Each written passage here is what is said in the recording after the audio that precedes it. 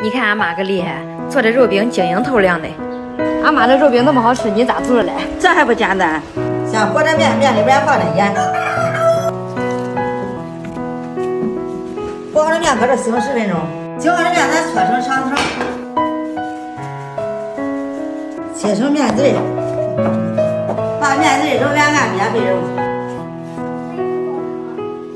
盘子里边放上油，把面粒放里面抹上油，盖上保鲜膜，醒2个小时。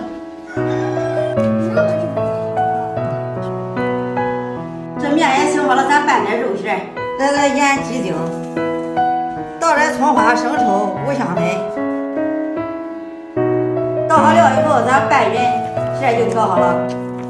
准备2个面粒都切的差不多大，一个上面来块肉馅，把另一张面皮盖上面，像这样一圈捏紧，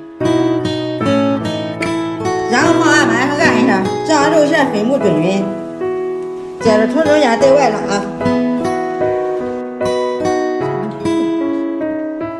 像这样切的透明就完了。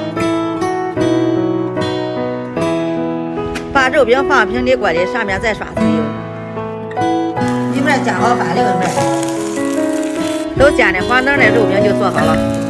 你看这样做的肉饼可好，晶莹透亮的，还软还筋道。